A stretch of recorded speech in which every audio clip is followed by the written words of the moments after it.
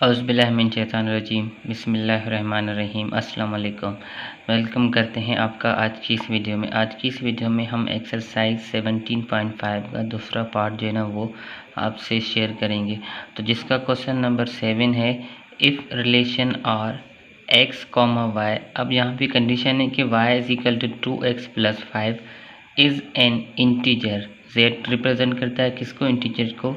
Then find range if domain is -2, -1, 0, 1, 2। अब यहाँ पे आपको जो है ना डोमेन गिवन है, आपको सिंपली क्या रेंज फाइंड करनी है। फर्स्ट वैल्यू होती है उसको डोमेन कहते हैं और जो सेकंड वैल्यू होती है उसको रेंज कहते हैं। तो यहाँ पे x आपका क्या होगा? डोमेन होगा और y आपका क्या होगा? रेंज होगा। x की वैल्यू आपको गिवन है, यहाँ से x की वैल्यू आप लेंगे और इसमें x की जगह पे आप पुट करेंगे तो जो जो y की वैल्यू मिलती जाएंगी x की वैल्यू पे वो आपकी क्या होगी? रेंज होगी। तो सिंपली जब हमने x इज इक्वल टू -2 लिया तो इक्वेशन क्या है हमारे पास? y is equal to 2x plus x की जगह जब हमने x की वैल्यू रखी तो 2 को जब -2 से मल्टीप्लाई किया क्या हुआ? -4 से -4 जाएंगे, बाकी जो बचेगा वो बचेगा 1। तो y की वैल्यू हमारे x -2 पे क्या हो गई? 1। तो -2 पे जो रेंज है वो क्या है? 1। उसके बाद x इज इक्वल टू क्या है? -1। तो simply x is equal to -1 put करेंगे तो x की जगह 1, x की जगह -1 -1 को जब 2 से मल्टीप्लाई करेंगे क्या आएगा? -2 + 5 +5 में से -2 जाएंगे, बाकी क्या बचेगा? 3। तो -1 डोमेन पे जो रेंज होगी वो क्या होगी? 3। उसके बाद सिंपली x की वैल्यू 0 पुट करें तो x की वैल्यू जैसे ही 0 पुट करेंगे तो 2 × 0 क्या होगा? 0 और 0 + 5 करेंगे हमें क्या मिलेगा? 5। तो 0 पे जो रेंज होगी वो क्या होगी? 5। उसके बाद x is equal to 1 put करेंगे तो हमें क्या मिलेगा? 7 और x is equal to 2 put करेंगे तो हमें क्या मिलेगा? 9। रेंज क्या आ गई आपके पास? 1, 3, 5, 7, 9। ये आपका क्वेश्चन नंबर 1 है। अब उसके बाद क्वेश्चन नंबर 7 का दूसरा पार्ट हम करते हैं। तो दूसरा पार्ट क्या है कि फाइंड डोमेन इफ़ रेंज। अब यहाँ पे रेंज जो है ना आपको गिवन है, आपको डोमेन मालूम करना है। तो सिंपली मैंने आपको पहले ही बताया कि रेंज क्या होती है? सेकंड वैल्यू, और डोमेन क्या होता है? First value. तो यहाँ पे रेंज हमें गिवन है। रेंज मतलब किसको रिप्रेजेंट करती है? y को। अब हमें x की वैल्यू क्या फाइंड करनी है तो सिंपली y की वैल्यू रखेंगे और हमें x मिलता जाएगा। तो y is equal to 2x + 5। इसमें जब y की वैल्यू रखेंगे 11 तो 11 is equal to 2x + 5। Plus का 5 इस तरफ जाएगा, माइनस का 5 हो जाएगा। 11 - 5 करेंगे तो 6 मिलेगा। अब 2 की टेबल 6 पे लगाएं, कितने टाइम लगेगी? 3। तो x की वैल्यू हमें 11 पे क्या मिली? 3। दूसरी वैल्यू जो है ना रेंज में से उठाएं वो है 13। तो y is equal to 13 put करें, y की जगह 13 रखा इज इक्वल टू 2x + 5। यहाँ पे प्लस का 5 है, इस तरफ जाएगा क्या हो जाएगा? माइनस। तो 13 - 5 क्या हो जाएगा? 8। 2x is equal to 8। 2 की टेबल 8 पे लगाएं तो x की वैल्यू 4। 13 पे हमें जो रेंज 13 पे जो हमें डोमेन मिला वो क्या मिला? 4। उसके बाद y इज इक्वल टू 15 लें तो y की जगह 15 रखा, प्लस का 5 है इस तरफ जाएगा, माइनस हो जाएगा। 15 - 5 10। अब 2 यहाँ पे डिवाइड हो रहा है, 2 यहाँ पे मल्टीप्लाई हो रहा है, इस तरफ जाके डिवाइड होगा। 10/2 तो 2 की टेबल में 10 5 टाइम आता है। x is equal to 5। 15 range पे जो डोमेन हमें मिलेगा वो मिलेगा 5। उसके बाद y इज इक्वल टू 17। तो जब y इज इक्वल टू 17 रखेंगे हमें सिंपली x की वैल्यू क्या मिलेगी? 6। अब क्या है, जितनी भी वैल्यूज़ आई हैं उनको एक सेट में रखें। तो डोमेन हमें क्या मिला? 3, 4, 5, 6। उसके बाद question number 8, find domain and range. अब इसमें जो ना डोमेन और रेंज दोनों मालूम करनी है। If x, y represent element of whole number. x, y जो है ना वो होल नंबर से रिप्रेजेंट करते हैं। अब पहले हम x को होल नंबर्स में लेंगे, पहले पार्ट में हम x को होल नंबर में लेंगे और दूसरा जो इसका पार्ट है उसको फिर y को हम होल नंबर्स में लेंगे। अब x को जब होल नंबर्स में लेंगे तो वो हमारे एलिमेंट्स क्या होंगे? डोमेन। तो यहाँ पे डोमेन हमारे क्या हो जाएंगे? 0, 1, 2, 3। अब जितने भी नंबर्स चाहें इसमें ले सकते हैं, हमने सिर्फ इसके शुरू के 4 नंबर लिए हैं ताकि हम आपको इसके क्वेश्चंस को समझा सकें। बाकी जितनी मर्ज़ी चाहें आप इसके एलिमेंट्स खुद से ले सकते हैं। तो जब x की वैल्यू 0 रखेंगे और इस इक्वेशन में पुट करेंगे तो हमें y की वैल्यू मिलती जाएगी। अब x इज इक्वल टू 0 रखें तो 3 × 0 क्या हो जाएगा? 0 और y की वैल्यू हमें क्या मिलेगी? 11। उसके बाद x की वैल्यू जब 1 रखेंगे तो 3 × 1 हमें 3 मिलेगा। अब 3 11 से जाके माइनस होगा तो 11 माइनस 3 क्या होगा 8। फिर x की वैल्यू 2 रखेंगे तो 3 मल्टीप्लाई 2 6, 6 11 से जाके माइनस होगा, y इज इक्वल टू 5। फिर x की वैल्यू 3 रखेंगे, 3 मल्टीप्लाई 3 क्या होगा 9, 11 से माइनस करेंगे हमें क्या मिल जाएगा 2। अब इनको अरेंजमेंट करके हम असेंडिंग ऑर्डर में रखेंगे। तो पहले 2 रखेंगे, उसके बाद 5, उसके बाद 8 और उसके बाद 11।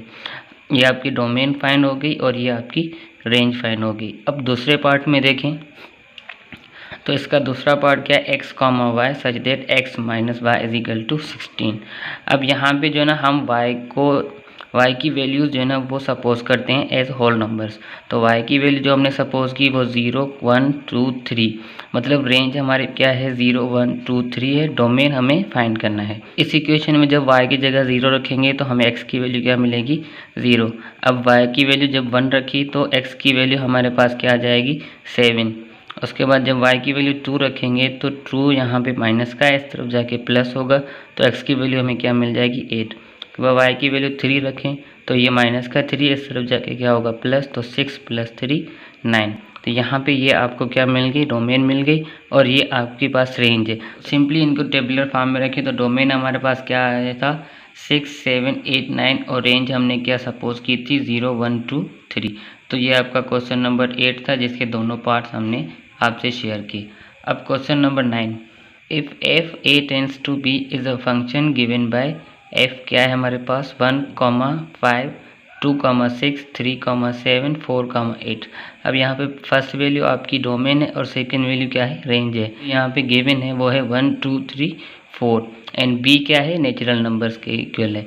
देन राइट इट्स डोमेन, इसके डोमेन आपको लिखने हैं, कोडोमेन लिखने हैं और उसकी रेंज लिखनी है। Also right the value of F of true, function 2 की जो इमेज बन रही है वो आपको लिखनी है और फंक्शन 4 की जो इमेज बन रही है वो आपको लिखनी है। इसका सलूशन देखें तो डोमेन हमारे पास क्या है 1 2 3 4, क्योंकि फर्स्ट वैल्यू क्या होती है डोमेन 1 2 3 4, तो 1 2 3 4 हमारे पास क्या है डोमेन है। अब इसकी रेंज क्या होगी, तो 1 के साथ 5 की रेंज है और 2 के साथ 6 की रेंज है, 3 के साथ 7 की रेंज है, 4 के साथ 8 की रेंज है।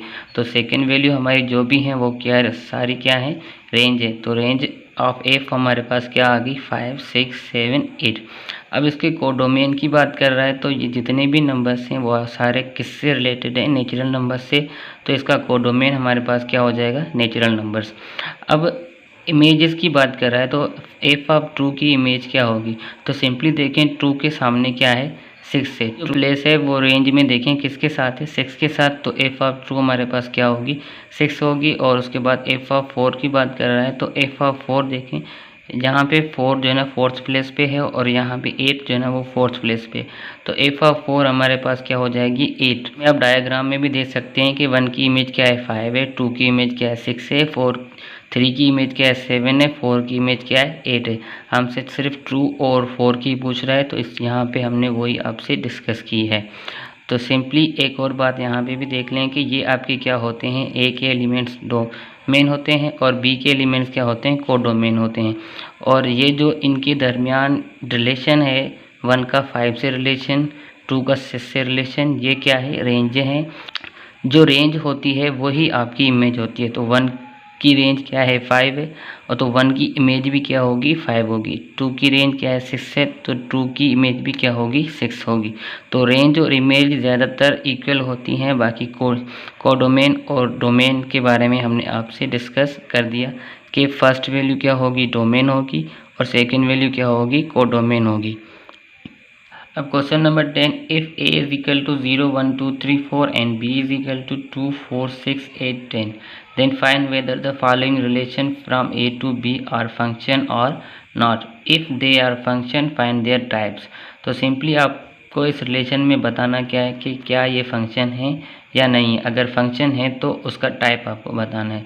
तो यहाँ पे कंडीशन देख लें कि फंक्शन क्या कैसे बनते हैं, हम कैसे पहचानेंगे कि कोई रिलेशन फंक्शन है या नहीं है। तो उसमें डोमेन ऑफ आर जो है ना मतलब जो रिलेशन है वो ए के इक्वल होना चाहिए। जितने भी डोमेन हैं इसके वो ए के इक्वल आ गए तो पहली कंडीशन आपकी सेटिस्फाई हो जाएगी कि ये फंक्शन है। अब दूसरी कंडीशन क्या है कि एवरी एलिमेंट ऑफ ए के जितने भी एलिमेंट है वो बी के एक एलिमेंट से लाजमी एसोसिएटेड हो, मतलब लाजमी उनसे अपनी रेंज बनाए, तो वो आपका क्या होगा, फंक्शन बन जाएगा। तो कंडीशन आपके सामने है और हम इस पे कंडीशन चेक करते हैं। तो पहला नंबर क्या है आपका, फंक्शन नहीं है।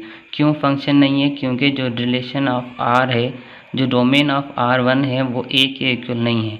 ए हमारे पास क्या है, 0 1 2 3 4, तो यहाँ पे 0 1 2 3 4 नहीं आ रहा, मतलब कि ये ए के इक्वल रिलेशन नहीं है, तो इस वजह से ये फंक्शन आपका नहीं होगा। उसके बाद क्वेश्चन नंबर 2, तो यहाँ पे जो ऑर्डर पेयर गिवन है उसको सिंपली हमने आपसे रिलेशन जो डायग्राम में बनेगा वो आपसे शेयर किया है, तो इस डायग्राम में ही आपको इसका जो फंक्शन है वो बता देते हैं कि फंक्शन होगा या नहीं होगा। तो ये 0 10 से इमेज, 0 की 10 से रेंज है, 1 की 8 से रेंज है, 2 की 6 से रेंज है और 2 की 4 से रेंज है। उसके बाद 3 की 4 से रेंज है और 4 की 2 से रेंज है। तो ये जो है आपका फंक्शन नहीं है, क्योंकि दूसरी कंडीशन इसमें जो है वो सेटिस्फाई नहीं हो रही। पहली कंडीशन तो सेटिस्फाई हो रही है मगर दूसरी कंडीशन इसकी सेटिस्फाई नहीं हो रही। तो वो क्यों नहीं हो रही, तो यहाँ पे देखें, इट इज़ नॉट फंक्शन, ये फंक्शन नहीं है बिकॉज ऑफ एलिमेंट 2 जो है ना वो 6 से भी इमेज बना रहा है और 2 जो है ना वो 4 से भी इमेज बना रहा है। तो यहाँ पे कंडीशन क्या है कि ए के जो एलिमेंट्स हों वो बी के यूनिक एलिमेंट से अपना एसोसिएटिव बनाए, अपना रिलेशन बनाए। तो ये बी के यूनिक एलिमेंट से अपना रिलेशन नहीं बना रहा, ये बी के 2 एलिमेंट से अपना रिलेशन बना रहा है, इस वजह से ये हमारा क्या है, फंक्शन नहीं है। उसके बाद इसका तीसरा पार्ट देखें, तो तीसरे पार्ट में सिंपली क्या है कि ये एक फंक्शन है, क्योंकि ये कंडीशन, पहली कंडीशन जो ए के इक्वल डोमेन जो है वो ए के इक्वल आने चाहिए। तो डोमेन आप देख सकते हैं 0 1 2 3 4 वो ए के इक्वल हैं। और कंडीशन ये कि जो एक एक एलिमेंट से ए का रिलेशन होना चाहिए। तो ए के जितने भी एलिमेंट्स हैं उनका बी के एक एलिमेंट से रिलेशन लाजमी होना चाहिए। तो यहाँ पे 0 का रिलेशन 2 से है, 1 का रिलेशन 4 से, 2 का 6 से और 3 का 8 से, 4 का 8 से। तो यहाँ पे जो आप देख सकते हैं 3 का 8 से, 4 का 8 से, इससे मतलब नहीं है कि यहाँ पे 2 एलिमेंट्स एक से इमेज बना सकते हैं, मगर ए के जो एक एलिमेंट है वो बी के 2 एलिमेंट से रिलेशन बनाएंगे तो वो आपका फंक्शन नहीं होगा। तो ये बात याद रखें कि ए के जितने एलिमेंट हैं उनका रिलेशन बी के यूनिक एलिमेंट से होना चाहिए। तो इन दोनों का रिलेशन 8 से यूनिक है, इस वजह से ये आपका क्या हो गया, फंक्शन हो गया। और इनटू फंक्शन है, क्यों है, क्योंकि ये दोनों जो हैं वो आपस में इक्वल नहीं हैं। क्योंकि ए डोमेन और कोडोमेन आपस में जब इक्वल नहीं होंगे तो उस फंक्शन को हम क्या कहेंगे, इनटू फंक्शंस। तो ये बात याद रखेंगे, डोमेन और कोडोमेन अगर आपस में इक्वल नहीं है तो उस फंक्शन को हम क्या कहेंगे, इनटू फंक्शन। उसके बाद क्वेश्चन नंबर 4 देखें, तो इसका 4 टाइप क्या है कि 0 सिंपली ये भी एक फंक्शन है, क्योंकि इसमें दोनों कंडीशन सेटिस्फाई हो रही हैं। तो अब क्वेश्चन क्या है कि अगर फंक्शन है तो उसका टाइप बताएं। तो यहाँ पे वही सेम कॉन्सेप्ट है कि डोमेन्स और कोडोमेन जो है ना वो आपस में, डोमेन और कोडोमेन जो है ना वो आपस में इक्वल नहीं है। तो जब डोमेन और कोडोमेन आपस में इक्वल नहीं होंगे तो वो जो फंक्शन बनाएंगे उस फंक्शन को हम क्या कहेंगे, इनटू फंक्शन। तो अब इसका जो है ना लास्ट पार्ट हम आपसे शेयर करते हैं। पार्ट जो है ना वो है फंक्शन है। वह फंक्शन क्यों है, क्योंकि ए के जितने भी एलिमेंट्स हैं वो बी से यूनिक एलिमेंट्स, बी से यूनिक रिलेशन रख रहे हैं, इस वजह से ये क्या है, आपका फंक्शन होगा। अब फंक्शन में कौन सा टाइप है, तो ये 2 टाइप फंक्शन के बना रहा है। एक 1 1 फंक्शंस, मतलब जितने भी एलिमेंट्स हैं वो सारे एक एक एलिमेंट से अपनी रेंज बना रहे हैं, और दूसरा ऑन टू फंक्शन। तो जब डोमेन और कोडोमेन आपस में बराबर हों, इक्वल हों उनके एलिमेंट्स, तो उस फंक्शन को हम ऑन टू फंक्शन कहते हैं।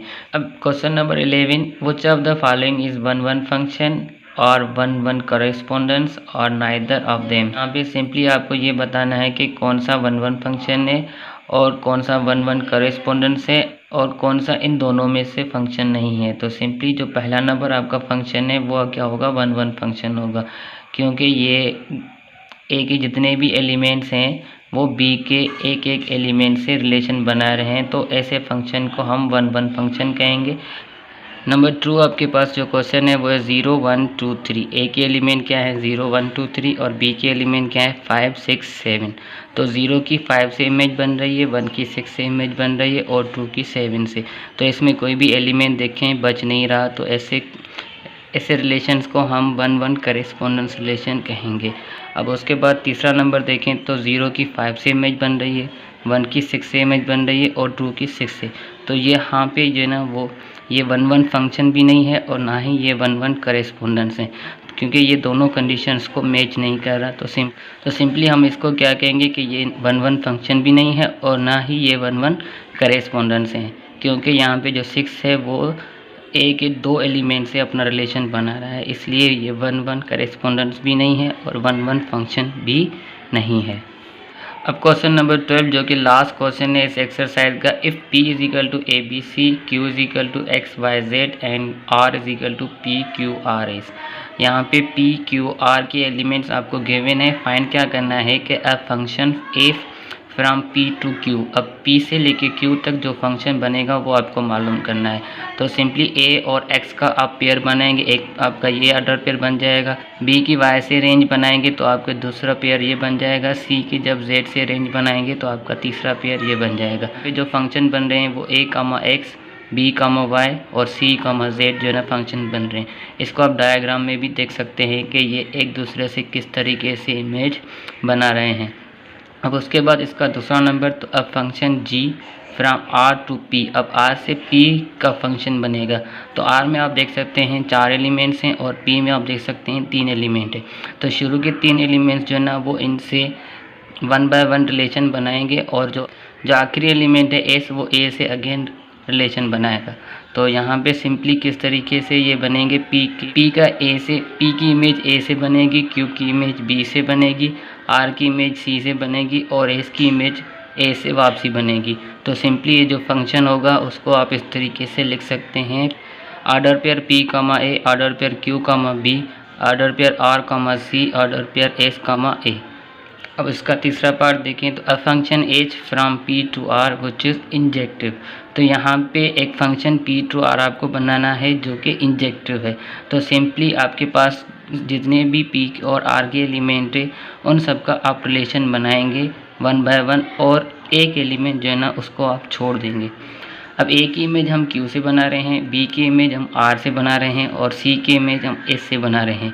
तो क्वेश्चन क्या कह रहा है कि इस इंजेक्टिव बनाए। तो इंजेक्टिव का मतलब ये होता है कि जो डोमेन है वो कोडोमेन के इक्वल नहीं है। डोमेन के जो एलिमेंट हैं वो कोडोमेन के इक्वल नहीं है। डोमेन से अपना 1 1 फंक्शन बनाए मगर जो एक एलिमेंट है वो उसमें ज़्यादा होना चाहिए। तो ऐसे फंक्शन को हम क्या कहेंगे, इंजेक्टिव फंक्शन। अब उसके बाद इसका क्वेश्चन नंबर 4 देखें तो अब function K from Q to P। अब K फंक्शन आपको बनाना है जो Q टू P होगा विच इज़ बाइजेक्टिव। तो बाइजेक्टिव में सिंपली क्या होता है कि डोमेन और कोडोमेन आपस में इक्वल होने चाहिए। तो ऐसे फंक्शन को हम क्या कहेंगे, बाइजेक्टिव फंक्शन। तो X की इमेज A से बनेगी क्योंकि पहले Q के एलिमेंट्स आएंगे, Y की इमेज C से बनेगी और Z की इमेज B से बनेगी। तो सिंपली ये आपके क्वेश्चंस जो है ना वो इसके कंप्लीट हुए और इस एक्सरसाइज को हमने यहाँ पे फाइंड अप किया। मिलते हैं एक और नई वीडियो में, तब तक के लिए अपना ख्याल रखें और वीडियो को शेयर करें जितना भी हो सके। चैनल पे न्यू हैं तो चैनल को सब्सक्राइब ज़रूर कर दीजिएगा।